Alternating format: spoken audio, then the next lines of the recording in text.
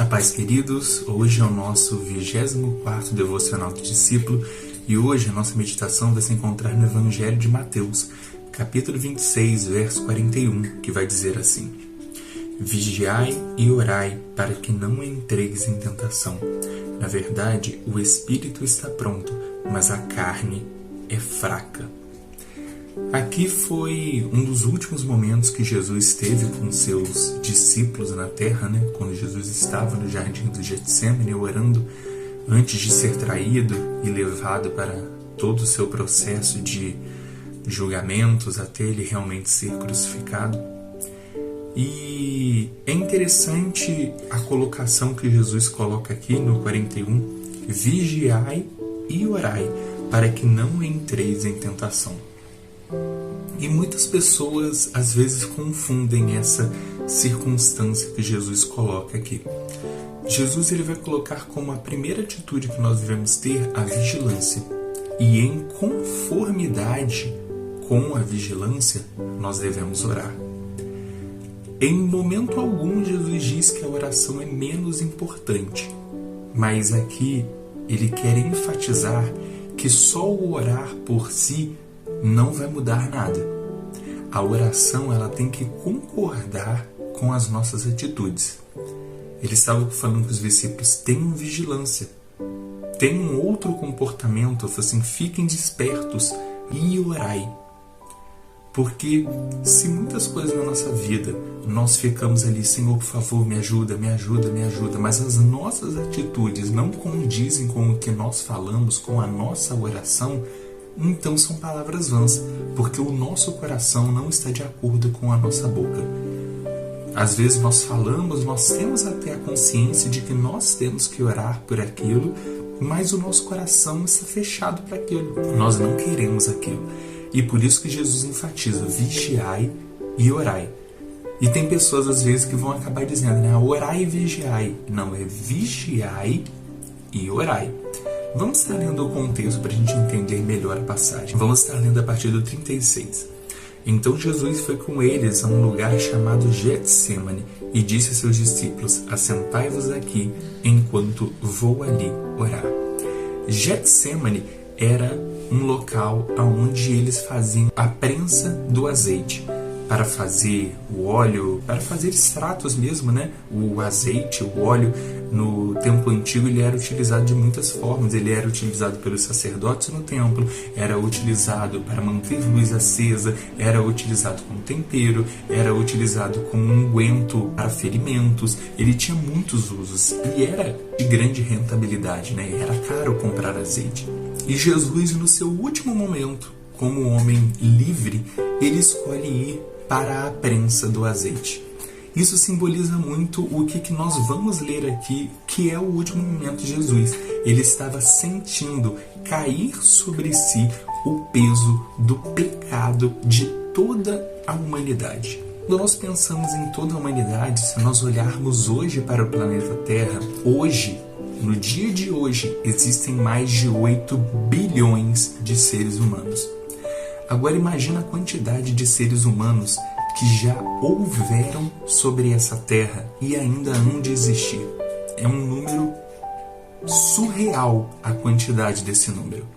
Se só hoje existem 8 bilhões e hoje nós estamos no ano 2023 depois de Cristo, óbvio que dependendo da cultura esse ano pode mudar, mas nós contamos, a partir da data aproximada do nascimento de Cristo, e mais os anos antes do nascimento de Cristo.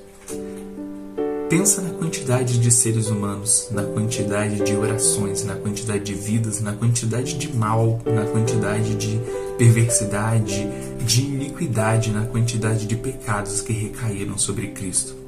É esse o nível do sacrifício de Jesus, de pagar pelo preço do pecado de toda a humanidade. E era isso que estava sobrecaindo, sobre Cristo naquele momento. E Jesus não desiste, Jesus ele persevera.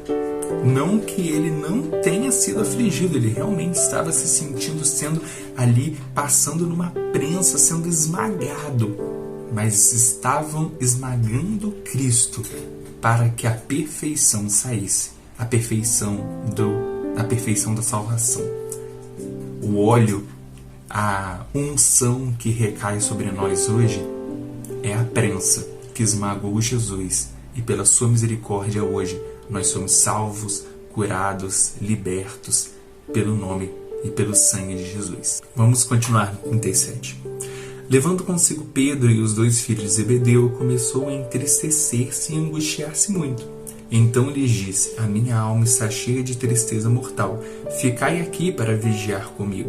Indo um pouco diante, prostrou-se sobre o rosto, orando e dizendo: meu pai, se possível, passa de mim este cálice. Todavia, não seja como eu quero, mas como tu queres. Aqui, o corpo de Cristo estava entrando em choque. Ele estava entrando em conflito. Era literalmente uma guerra entre o corpo que estava sofrendo, ao ponto de até transpirar sangue, né? E isso é comprovado científica e medicinalmente, de que em um estado extremo de estresse o corpo pode abrir tanto os poros e os vasos sanguíneos dilatarem, nós sangrarmos, né, pelos poros, talvez até chorar. E essa guerra ali entre o corpo, a alma de Cristo que estava sendo muito afligida, mas o espírito dele estava ali concordando com o que o Pai queria. Por isso que Jesus vai dizer, quando nós chegarmos ali no 41 novamente: a carne é fraca, mas o espírito está pronto. O espírito de Cristo estava pronto. Mas o nosso corpo, o senso mais forte do ser humano é o senso de sobrevivência. E o corpo de Cristo, a mente de Cristo, estavam entendendo que ele estava se capacitando para aceitar a morte. Jesus, ele não ia se suicidar. E isso também é uma luta absurda dentro do ser humano. Jesus, ele estava aceitando que iria morrer e aceitando que ele não iria lutar contra. E a sua mente, o seu corpo estavam ali lutando, tipo assim: para com isso, faz alguma coisa, foge. A mente humana, né, entrando em conflito. A palavra fala que Jesus não falhou em nada, ele não pecou, mas isso não quer dizer que Jesus não foi tentado. Jesus foi tentado diversas vezes na sua vida. E a tentação de Cristo aqui neste momento era abandonar seu propósito. Tanto que ele ora, vamos ler mais uma vez: meu Pai, se possível, passa de mim este cálice. Era o corpo de Cristo clamando. Ele falou assim: não estou aguentando esse peso. Mas aí a alma dele, a alma de Cristo, focada em seu propósito, não quer mais se aliançar com o seu corpo. A alma de Cristo abandona o corpo ao propósito do qual teria que ser passado. A alma de Cristo se aliancia com o Espírito, porque o Espírito está pronto. E aí ele continua: todavia não seja como eu quero, mas como tu queres. Quando voltou, achou seus discípulos dormindo e perguntou a Pedro: nem uma hora pudestes vigiar comigo? Vigiai e orai, para que não entreis em tentação. Na verdade, o espírito está pronto, mas a carne é fraca. Continua no 42. Indo pela segunda vez, orou dizendo: meu Pai, se este cálice não pode passar de mim sem que eu o beba, faça-se a tua vontade. Quando voltou, achou-os outra vez dormindo, porque os seus olhos estavam pesados. Deixou-os novamente e foi orar pela terceira vez, dizendo as mesmas palavras que nós lemos no 42. Meu Pai, se este cálice não pode passar de mim sem que eu o beba, faça-se a tua vontade. E aí no 45. Então voltou para os discípulos e disse-lhes: ainda dormis e descansais? Olhai, é chegada a hora, e o Filho do Homem será entregue nas mãos de pecadores. Levantai-vos, partamos, vede o traidor se aproxima. E aqui foi uma das últimas conversas que os discípulos tiveram com Cristo, uma das últimas vezes que eles ouviram diretamente a voz do seu mestre. É interessante porque logo após, os soldados vão chegar, vai ter aquele embate, Pedro arrancando a orelha de Malco, os discípulos vão se afastar, vão fugir de medo. E Jesus já tinha predito isso, de que os seus fugiriam, de que os seus se afastariam dele, fugiriam como ovelhas perdidas de seu rebanho. Pedro vai negar 3 vezes a Cristo. Maria, algumas mulheres e alguns discípulos viram Jesus sendo crucificado, a gente vê a magnitude de o que Cristo aceitou passar por nós. Seja feita a tua vontade. É interessante porque desde a oração do Pai Nosso, Jesus já tinha ensinado essa frase. Seja feita a tua vontade, assim na terra como nos céus. Deus é soberano. O céu clama pela volta de Cristo. A natureza clama. O grito do Maranata é o grito do ora vem, Senhor Jesus, vem e transforma tudo. Mas antes de transformar todas as coisas, Ele ainda preferiu descer sobre a terra. O Cordeiro imolado, o Cordeiro sacrificado desde a fundação do mundo.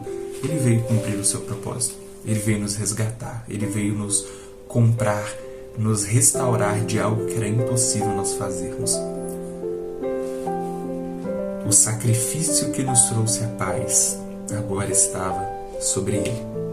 Que nós possamos ter essa gratidão em nosso coração, desse sacrifício imerecido e dessa dádiva que nós recebemos de sermos reconciliados com Deus, de podermos agora sermos chamados filhos de Deus, de participarmos da família de Deus, de sermos co-herdeiros com Cristo.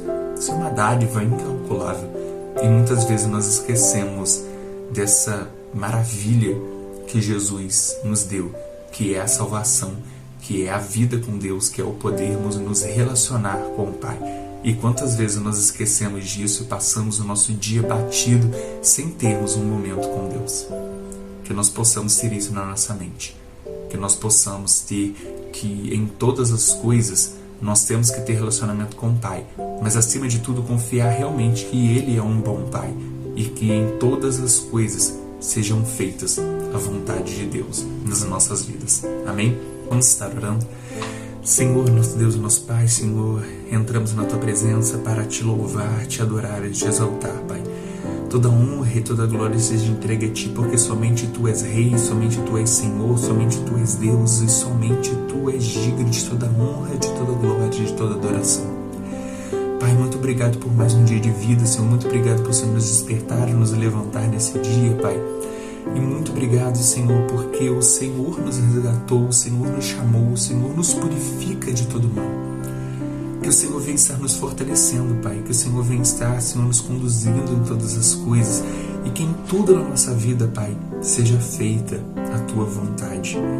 Que o Senhor venha, Senhor, estar transbordando as nossas vidas, a Tua essência, tudo aquilo que tem que mudar, tudo aquilo que tem que ser arrancado, tudo aquilo que tem que ser transformado, faça, Pai.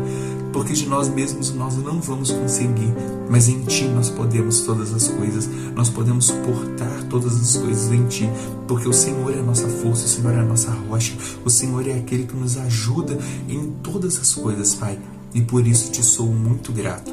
Que o Senhor venha estar nos abençoando. É isso que eu peço em nome do Teu Filho Jesus. Amém.